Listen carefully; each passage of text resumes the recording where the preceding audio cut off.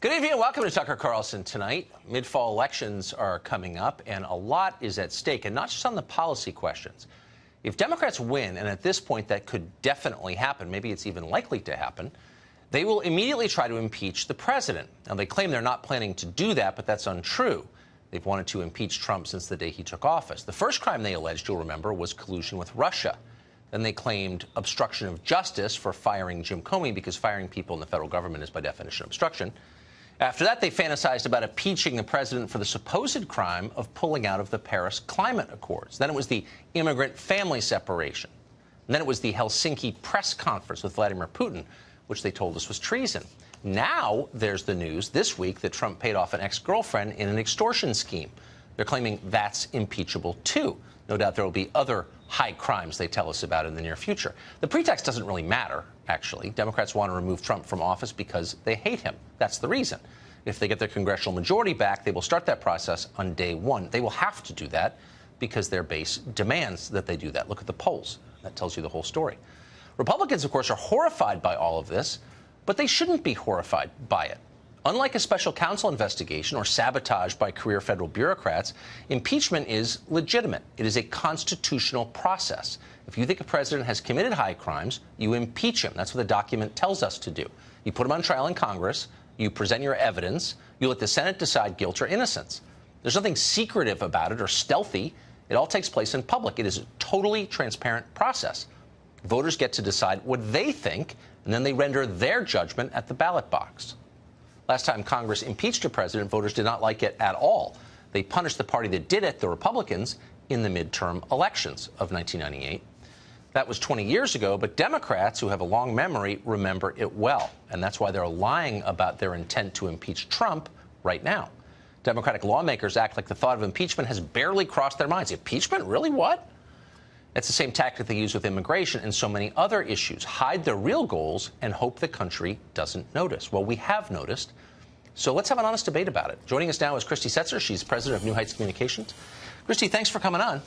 Glad to be here. So you will concede, I hope, that there's really no, and by the way, this is not an attack, as I just noted, merely an observation. There's really no question that Democrats will have to initiate impeachment proceedings against Trump if they retake the House.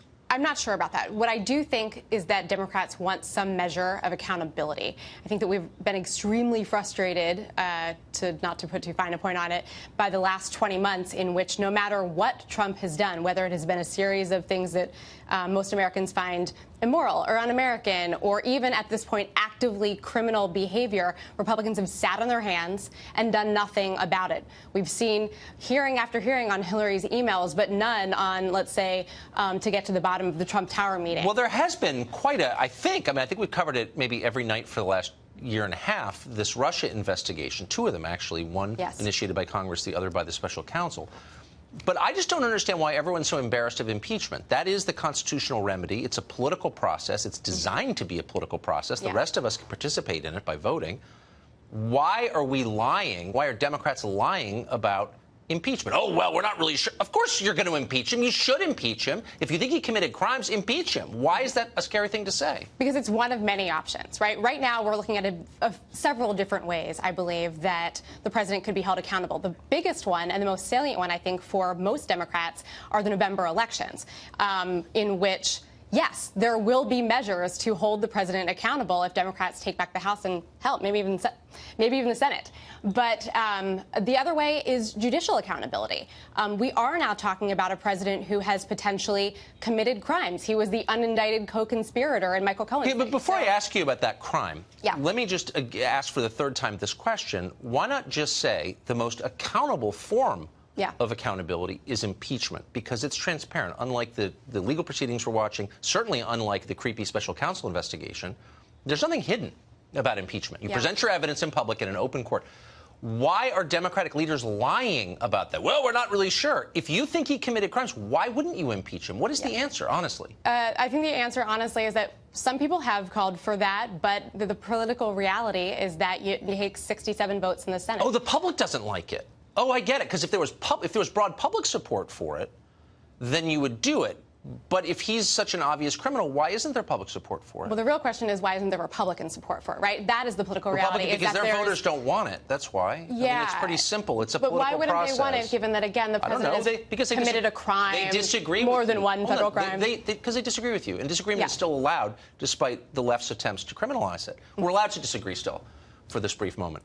So, again, my question is, if it's so obvious the president has committed all these crimes, why doesn't the majority of America want him impeached? I'm confused. I'm not sure that they don't, to be honest. But again, well, no I think that the more immediate goal for Democrats should be political accountability and judicial accountability. Well, you have political accountability. It's called impeachment, but you don't want to do it because despite all the carping about how he's a criminal, you still haven't convinced the public of that. And I wonder if that gives you pause. You spend 2 years telling everyone that he's a racist and a felon, but they still don't believe it. Maybe they don't believe you.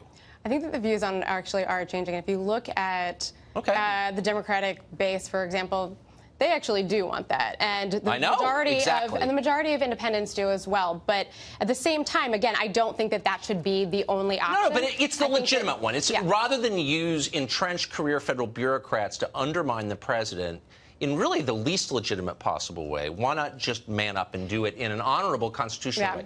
That's my plea to you. Please do it. But let's get to the crime. So you will concede that he was extorted by Stormy Daniels. He paid her over $100,000 because he didn't want her to talk. That's extortion. I think we all would.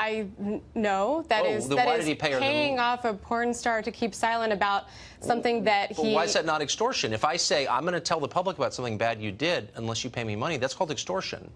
This is actually a pattern of behavior that Donald Trump has, not just with Stormy Daniels, but with other women he's slept with, and also people in the White House. But I'm not denying that. No, I'm just saying. And I don't think he should have paid them, and I think it's immoral. That's my view. Yeah.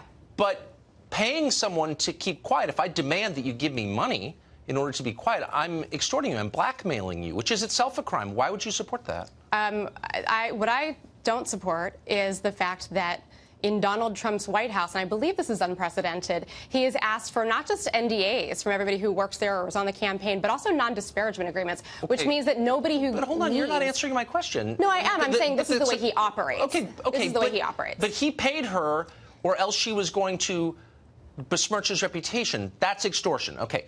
But where's the crime? I'm totally missing that. I mean, I think you could argue it's immoral to cheat on your wife. You guys don't believe in marriage, so you're not going to argue that. But instead you're arguing it's a campaign. I sit here as a married woman, but yes. But I mean, obviously that's the real argument, but instead it's a campaign finance violation? It's not. It is a campaign finance violation. If you are using money from the campaign to pay off this woman. Yes, that's a crime right there. But that's not what he's accused of doing. He's not accused of using campaign donations to pay her off, is he? Because that would be a crime. I believe he is, and that's why he said, no, I used No, because that's a flat-out, I mean, look, if I'm wrong, I will definitely stand corrected. Yeah. And I will not defend that, by the way, because that would be a flat-out crime and people go to jail for that. My impression is it's his money.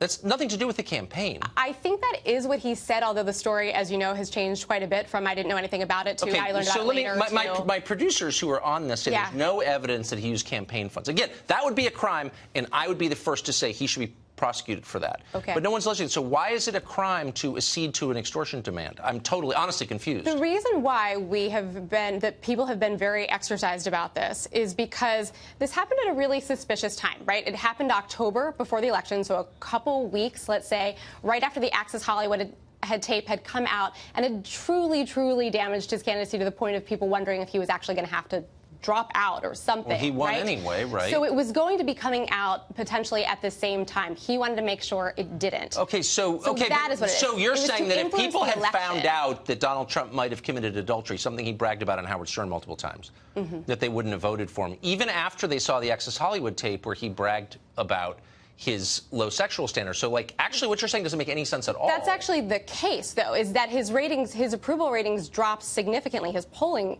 dropped significantly after the Access Hollywood tape came out. So when Bill Clinton paid off during the 1996 campaign Monica Lewinsky with a job, when he sent her over to Bill Richardson for a job, paid her off for her silence, that wasn't a campaign finance violation. But this president paying off his girlfriend is... Bill Clinton was extensively investigated. He definitely was. He was definitely impeached. He shouldn't have been. I agree. But he wasn't charged with a campaign finance violation. Why is that? I think that they're apples and oranges. Okay. They're apples and oranges. Well, I'm calling apples on that. Christy, I hope you impeach him so we can just have an honest conversation about it. Thank you, Tucker. Thank you.